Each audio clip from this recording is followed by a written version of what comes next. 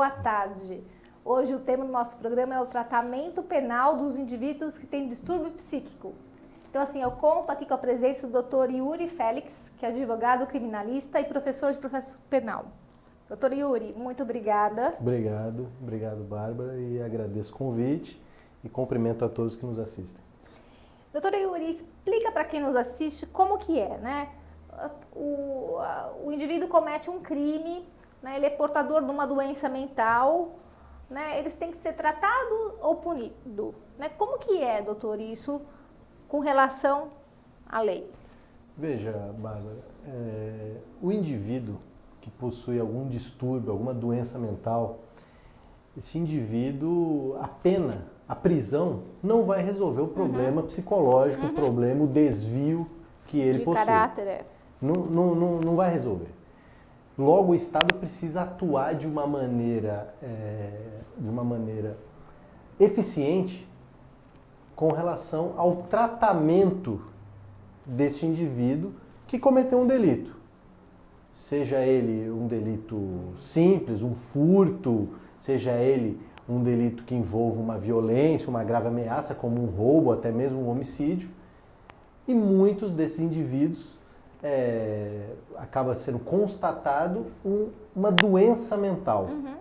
É aquilo que nós chamamos no direito penal de uma inimputabilidade. Ou seja, para que qualquer homem ou mulher no direito penal em países democráticos seja acusado, ele precisa ter uma capacidade de entender o crime. Ele precisa ser imputável. O que significa a compreensão daquilo que ele cometeu.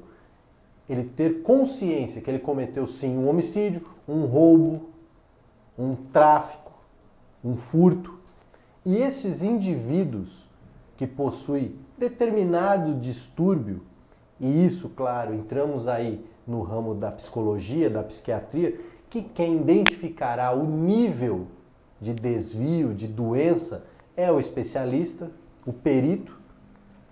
Esse indivíduo sofrerá, e eu uso a palavra sofrerá de forma proposital, sofrerá uma intervenção do Estado, mas não uma intervenção punitiva, clássica como aquela que conhecemos. Do indivíduo que sofre uma pena, é condenado, recorre, não cabe mais recurso, cumprirá a pena de prisão, por exemplo. Esse indivíduo vai cumprir aquilo que se denomina no direito penal, na doutrina do direito, como medida de segurança. A medida de segurança, ela pelo menos teoricamente, ela é diferente da pena, pois a pena é punição. A medida de segurança, ela tem o intuito de ser um tratamento. Aquilo que se denomina como um tratamento pode ser ou a internação daqueles que são mais perigosos, que não podem de forma alguma conviver em sociedade, ou um tratamento ambulatorial. Eu costumo dizer, os exemplos clássicos de inimputabilidade e medida de segurança. Maníaco do parque. O Roger. Não se entra, o Roger, na verdade, aí a gente entra no problema dos crimes sexuais, né? O Roger, até onde eu tenho notícia, não foi constatado um desvio, uma doença mental dele. Não obstante, né, temos aqui com certeza o consenso de que os delitos que ele foi acusado e foi condenado são gravíssimos, mas no caso dele não foi constatada, por meio de perícia, nenhuma doença mental. No caso do Roger... É uma perversidade. Aí eu não entraria muito específico, né, com relação à denominação, até porque não é minha área. Seria algo temerário eu afirmar que o profissional, que o ex-médico Roger tem essa ou aquela doença. Até porque eu não tive acesso ao processo, então seria algo que eu devo tomar mais cuidado. Agora, com relação ao maníaco do parque, fica evidente, até porque isso foi objeto de discussão no processo dele, processo esse hoje, que transitado, enfim, então podemos falar de maneira muito tranquila, pois o Estado já atendeu essa demanda. No caso do maníaco do parque, ao meu ver, fica claríssimo, evidente, a doença mental. Uma doença mental. E aí temos alguns problemas que isso envolve, que é importante deixarmos claro. que algumas pessoas às vezes me perguntam até naquelas conversas familiares, nas conversas dos amigos, que não são do direito. Esse indivíduo, ele vai para um presídio comum ou ele vai para outro lugar? Esse indivíduo que possui essa doença mental constatada, ele não deve ir para um presídio conviver com os presos que, digamos assim, vou usar essa palavra, e isso aí vai doer no seu ouvido, daqueles indivíduos que são tidos como os normais, né? Como aqueles que são normais que podem sim conviver em sociedade após cumprir a sua pena. Estes indivíduos doentes mentais, eles são encaminhados àquilo que se chama de Hospital de Custódia e Tratamento Psiquiátrico, né, o chamado HCTP, Hospital de Custódia e Tratamento Psiquiátrico. E lá ele poderá sofrer um tratamento ou ambulatorial ou uma medida de segurança de internação, onde ele ficará lá por determinado prazo fixado pelo juízo no momento da decisão do processo, no momento da sentença. Esse indivíduo ele é encaminhado a este HCTP, Hospital de Custódia e Tratamento Psiquiátrico, e lá ele terá um tratamento este que é uma obrigação do Estado.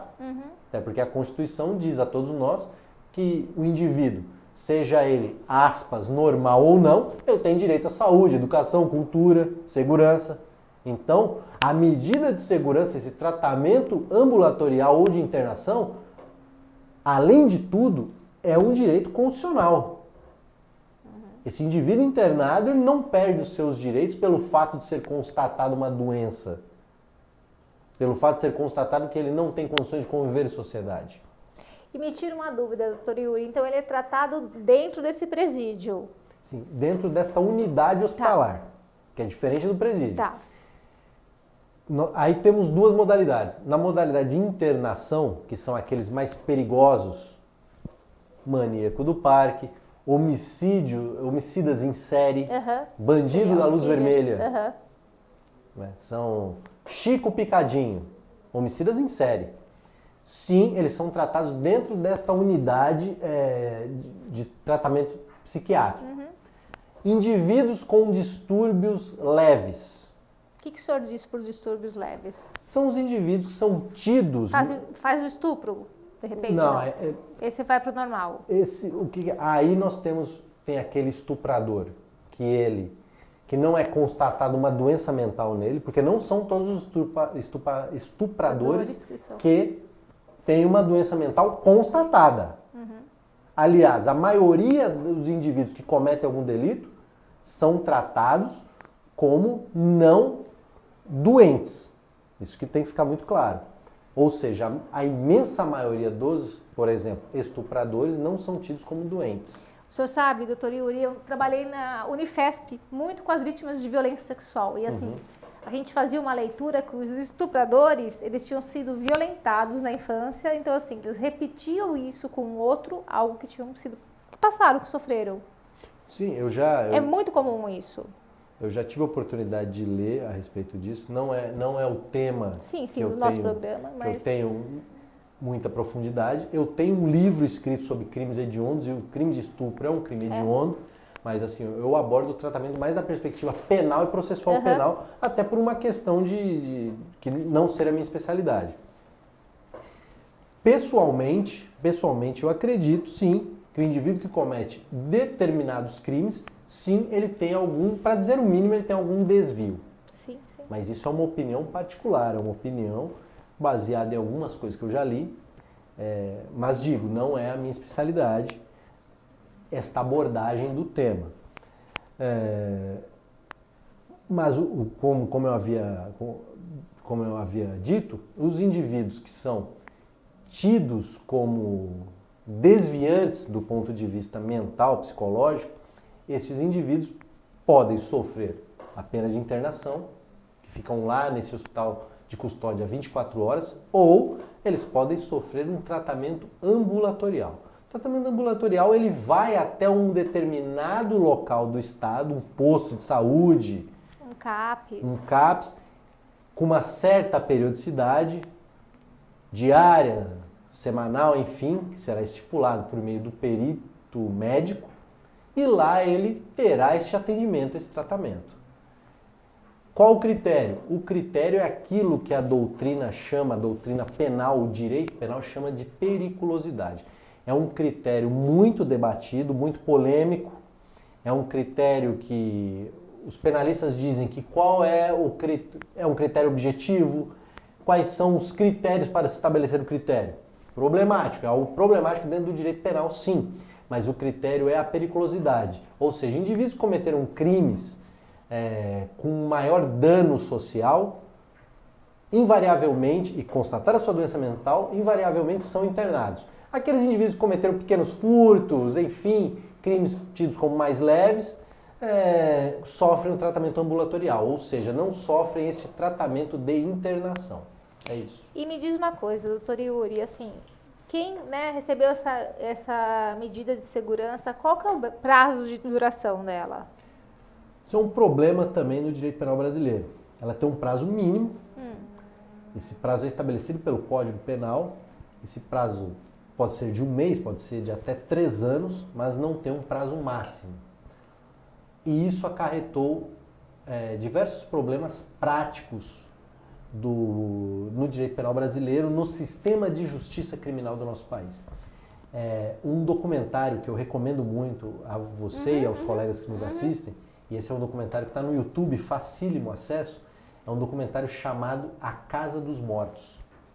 Casa dos Mortos documentário este que foi feito num hospital psiquiátrico que antigamente tinha o nome, só para os colegas associarem, tinha o nome de manicômio, que era o manicômio judiciário, que já era um nome que dava um estigma, né?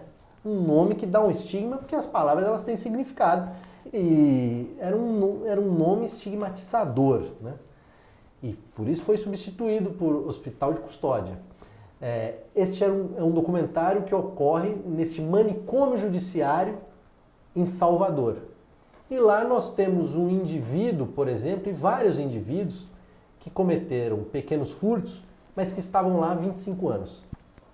Para você ter uma ideia, Bárbara, a pena de furto no Código Penal para o indivíduo, aspas, normal, e quando eu digo aspas, porque dizer o que é normal, o que não é, já é algo muito difícil. Muito difícil. Ainda mais na sociedade complexa, né? O que é normal? Será que eu sou normal? Não sei. Enfim, o normal depende do olhar do indivíduo que está olhando para aquilo que ele diz ser ou não normal. Pelo menos na minha posição é isso. Para você ter uma ideia, o indivíduo tido como normal, no Código Penal, furto, ele tem uma pena de 1 a 4 anos. 1 a 4 anos. Esse indivíduo tido como desviante mental estava lá há 25 anos, abandonado pela família, rompendo-se todos os laços de amizade, os laços externos, extramuros daquela instituição de tratamento, rompendo, enfim, os laços com seus amigos, familiares, parentes, tudo. Logo, o indivíduo que não poderá nunca retornar à sociedade. O indivíduo que, com a mais absoluta certeza, morrerá sob custódia do Estado. Então, também, ao meu ver, é uma incompetência estatal não promover a continuidade desses vínculos familiares.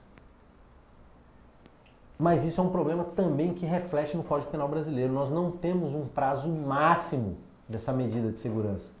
Então, tem-se notícias de indivíduos que cometeram pequenos furtos e que ficaram lá 20, 25 anos, 40 anos. 40 anos. Se nós olharmos para o artigo 75 do Código Penal, nós observaremos que o prazo máximo de uma pena no direito penal brasileiro é de 30 anos. 30 anos. Então como é que o indivíduo fica internado 40 anos? Lógico, o Supremo Tribunal Federal, depois, enfrentando essa questão essa espinhosa não só no Código Penal brasileiro, mas em todo o sistema de justiça criminal no mundo. O direito penal alemão não sabe o que fazer com aqueles que são denominados com os seus loucos, com os seus doentes mentais. O direito penal alemão não sabe o que fazer, muitos países da Europa não sabem o que fazer, porque isso é uma zona gris dentro do sistema de justiça criminal. E o Supremo Tribunal Federal se posicionou no sentido de que toda e qualquer pena ou medida de segurança não poderia ultrapassar os 30 anos prescritos que decorrem do artigo 75 do Código Penal. Então nós podemos afirmar, por uma decisão do Supremo, que o prazo máximo é de 30 anos. Mas a lei não disse isso. falha do Código Penal brasileiro. Então, mas assim, vamos supor, né, passou esse tempo, né, o indivíduo não se recuperou psiquicamente, ele continua doente. O que acontece com ele? O Estado ele é obrigado a pôr esse indivíduo em liberdade.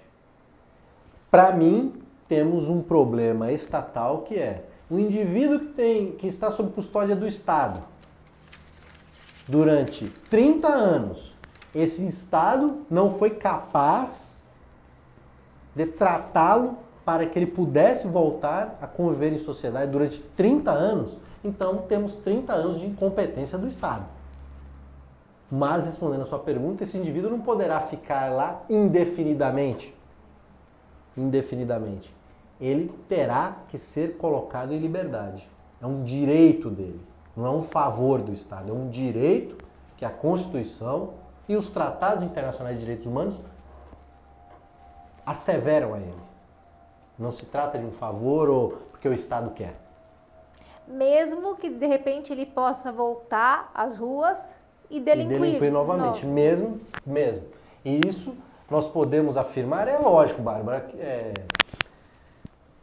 por mais que a gente queira, por mais que o penalista queira, ou outros ramos do conhecimento, nós não temos bola de cristal. Sim, sim. Nós não temos bola de cristal. Eu friso, especialista no tema que é você. Eu sou leigo no que tange a psicologia e a psiquiatria. A doença mental. Mas eu não acredito num laudo que diz este indivíduo voltará a cometer crime. Eu não acredito nisso. Porque aquele profissional não tem bola de cristal.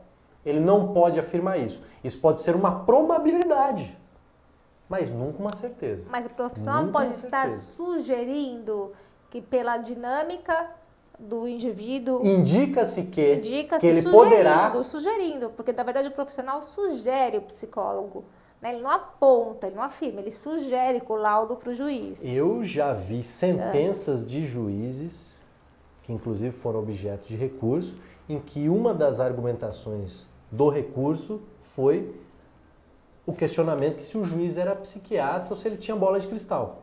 Porque o juiz afirmava que este indivíduo voltaria a delinquir. Para mim, esta é uma afirmação, para dizer o mínimo... Perigosa. Para dizer o mínimo, perigosa e até mesmo descabida. Porque é aquilo que eu digo para os meus alunos, Bárbara, e para todos que nos assistem. Quando eu tenho uma dor de barriga, eu vou ao médico e não no mecânico. Então não cabe ao juiz falar, ou o promotor, ou o advogado, ou o defensor, falar que aquele indivíduo poderá voltar a delinquir, porque ele não tem know-how para isso. Ele não tem conhecimento técnico para isso. Então não cabe a ele adentrar a seara que não é dele. Se ele fizer o trabalho dele muito bem feito, o Estado já agradece o sistema de justiça criminal ainda mais. Então esse é o meu posicionamento, que é um posicionamento radical, mas de preservar as formas e o local de cada um. O psicólogo, o psiquiatra tem o seu local, o advogado tem o seu, o promotor o seu, o juiz tem o seu. E um não deve interferir no local do outro. Então, assim, pensando, né, no presidiário internado, ele tem os direitos dele preservados? Sim, sem a menor dúvida. Nós temos até tratados internacionais que tangem a respeito, que versam a respeito desse tema. Ele é um indivíduo, um sujeito de direitos como qualquer outro. E os seus direitos precisam ser preservados integralmente. É um dever do Estado. Ao meu ver, esses indivíduos eles precisam até de um atendimento mais especial do Estado do que os indivíduos tidos como os normais. Porque a situação de vulnerabilidade desses indivíduos é muito intensa. Né? É inquestionável. Doutor Yuri, e assim, quem pode, né, decidir se esse paciente vai sair desse lugar de internação e voltar para o presídio normal ou vai ficar lá? Quem decide isso? Olha, É o psicólogo, é o psiquiatra, Sim. é o juiz, é uma equipe? Como que funciona? O juiz, a decisão final é do juízo, sim. Mas, no entanto, esse juiz ele deve se basear em algo concreto e não apenas na sua vontade, por mais nobre que ela seja. E essa concretude, esta posição, esse fundamento, ele se materializa por meio de um laudo médico. Então, quem aponta o estado psicológico, a possibilidade ou não desse indivíduo em tratamento voltar à sociedade ou permanecer custodiado, enfim, quem aponta isso é o perito médico. E o juiz, com base nisso, proferirá sua decisão. Doutor Yuri, o senhor queria fazer mais alguma colocação a respeito desse assunto? Sim, o que eu poderia dizer, Bárbara, e mais uma vez agradecendo a você a oportunidade, agradecendo os amigos que nos assistem, mandando um abraço a todos, é que o tema da medida de segurança, o tratamento penal, como a justiça, como o sistema de justiça criminal do nosso país trata os indivíduos com distúrbio, com doença mental, é um tema que aflige o todo do sistema de justiça criminal. Pois esses indivíduos não são um problema do direito penal, são um problema de saúde pública. São um problema de saúde pública. O direito penal não vai resolver o problema do maníaco do parque, por exemplo. O que pode resolver problemas como este, o que pode contribuir para que esses indivíduos ou nunca mais retornem ao convívio social, ou que sejam tratados de forma efetiva e de forma humana, é o sistema de saúde e o Estado que precisa enfrentar isso da maneira adequada. É isso. Mais uma vez, obrigado a todos. Eu que agradeço a sua presença aqui e espero em outros programas que você venha falar, né, sobre o direito penal, sobre outros temas. Sim, fico à disposição. Só chamar que com certeza eu retorno. Vou chamar sim. Bem, nosso programa fica por aqui e nos vemos na próxima semana. Tchau.